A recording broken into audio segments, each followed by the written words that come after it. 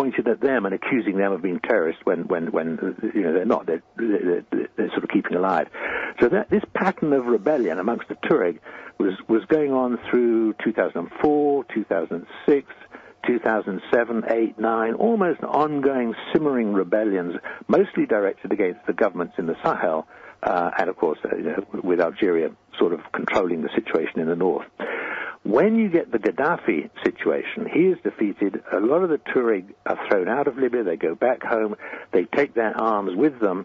And again, this is an opportunity to carry on, if you like, or to re-energize the rebellion.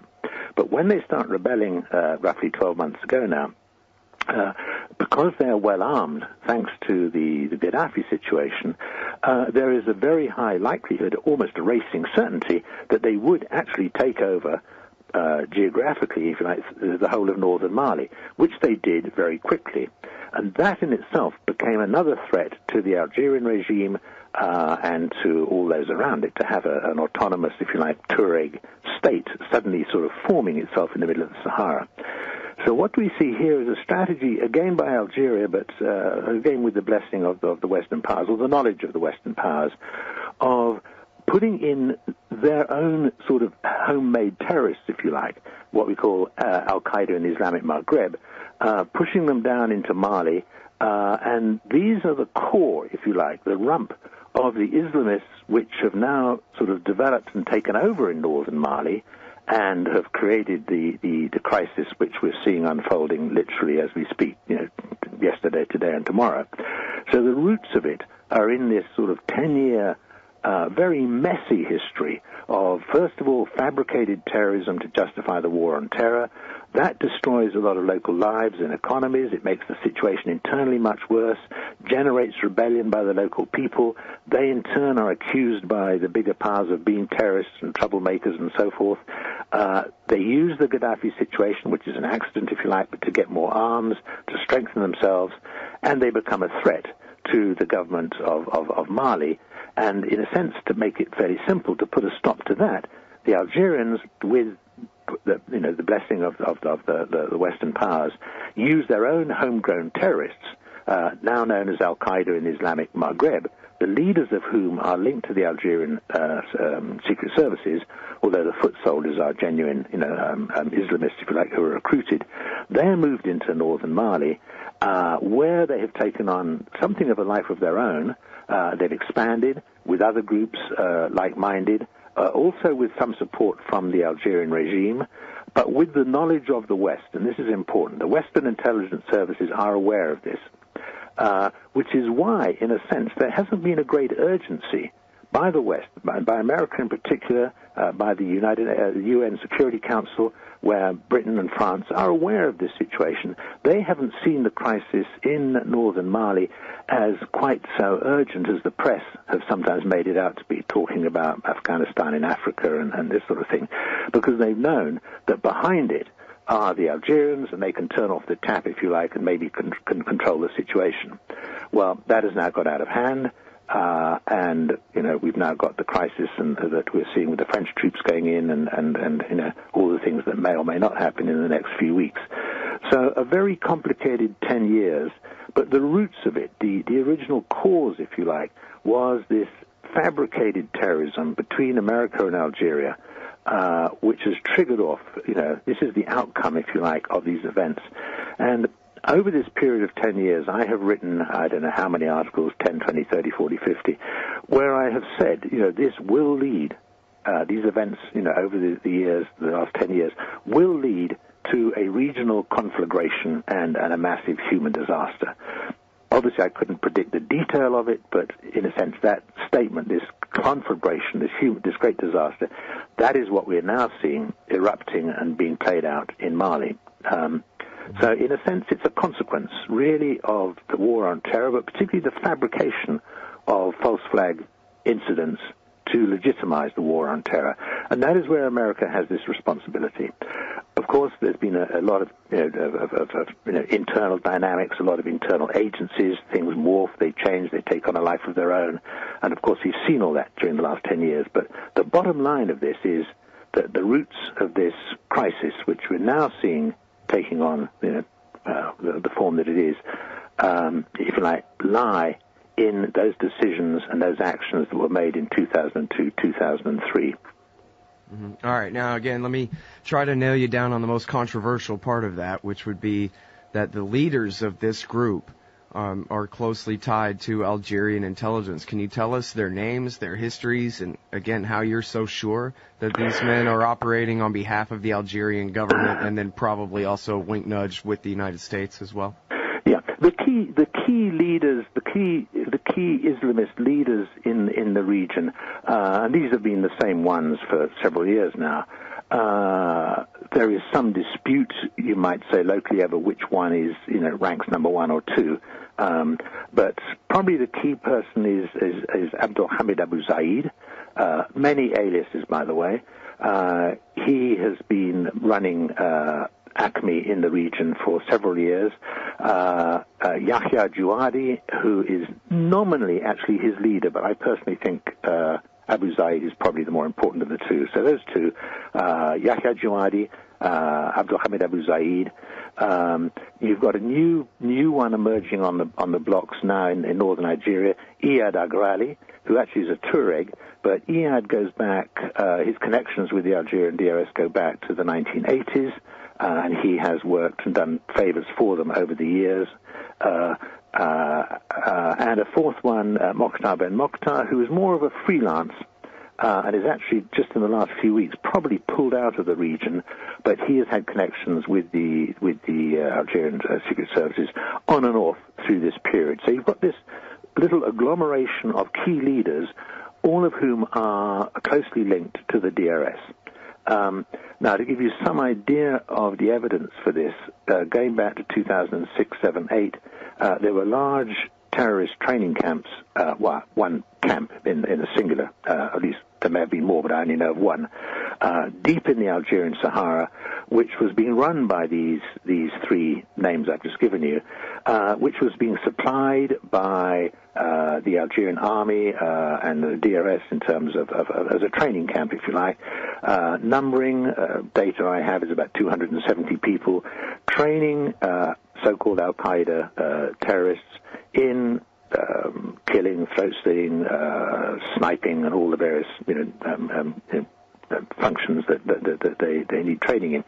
And the existence of this camp really came to light 2 or 3 years ago when at least 2 of these members fell into the hands of Western intelligence. By accident, they were picked up for drug smuggling and then jumping across Western European borders and then picked up for theft and then falling into the hands of the authorities. And myself, and along with the intelligence services, have been able to have access to them and talk with them now for over a couple of years, and to build up a picture of this camp, where it was, the people within it. And from that data, I've been able to cross-check that with a number of other incidents, people, names, movements, so that a picture of this is really getting, if you like, created from multiple sources.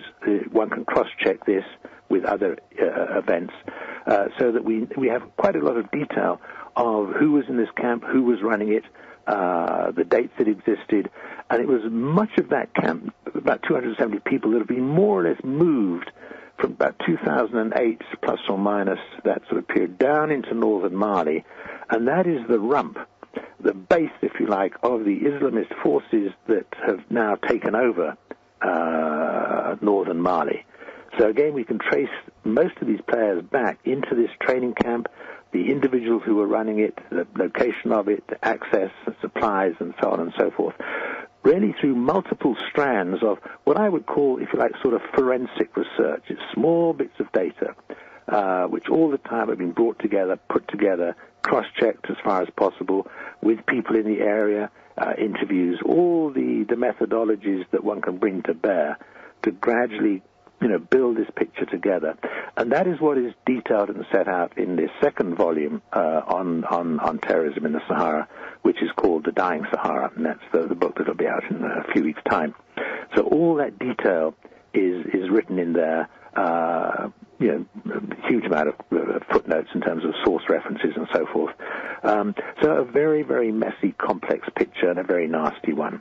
And also in there are the links, if you like, to Western governments, particularly the British government, the American government, the French government, in terms of how much Western intelligence services would have known about this whole pattern of events that's been building up over the last 10 years in the sort of western half, really, of the Sahara. Mm-hmm. All right, now, so all the headlines are that these groups are now threatening attacks inside France. Is that a legitimate thing, or is that just NATO moving their sock puppets' lips? Well, there's both propaganda there and the real possibility, because what is happening now is that since last Thursday, French troops have moved against the Islamists in northern Mali. They had very little choice. They were sort of presented with a situation where, pretty well immediate action had to be taken, or there would have been a disaster in Mali. So the French troops have gone in. They've gone in very thoroughly, I would say, in a military sense. It looks in the last 3 or 4 days as if they've inflicted pretty heavy casualties. Very difficult to get precise details, but this is the picture that's coming out.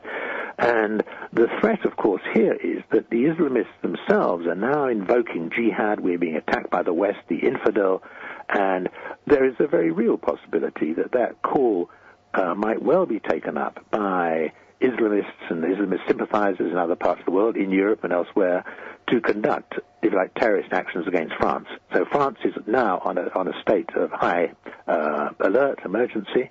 I think it's at the highest level it has on a sort of, its rating of emergencies. And I think that threat should be taken very seriously, because the picture that's coming out of northern Mali now is of a Western power, France, attacking, if you like, Islamist forces that have taken over the north of the country, and this is being portrayed, if you like, as the West against Islamists. Mm-hmm. The reality is rather different, but that is how it's being portrayed, and it's within that context that there is a very real possibility of terrorist actions being taken against France and against the West, perhaps, in general, but France would obviously be the likely target.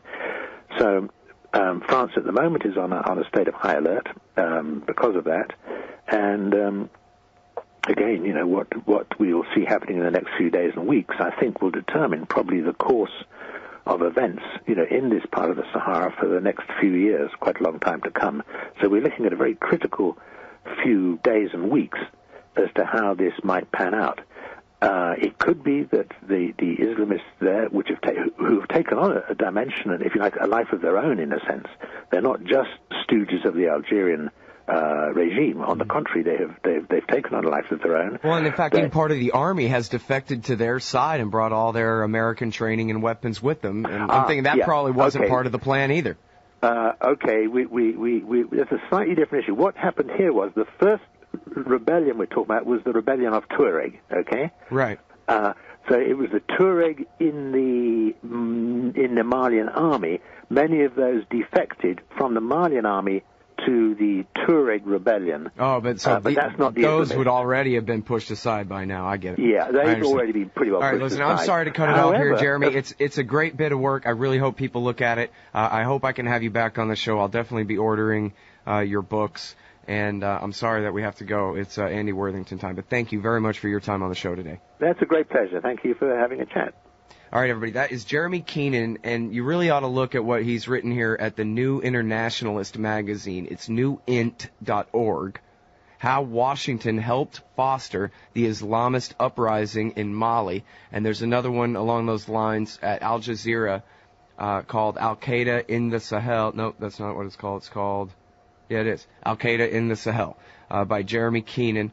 And his last book is The Dark Sahara, America's War on Terror in Africa. And the new one coming out is The Dying Sahara. He's a professor at the School of Oriental and African Studies at the University of London. Jeremy Keenan, thanks very much to him. And we'll be right back with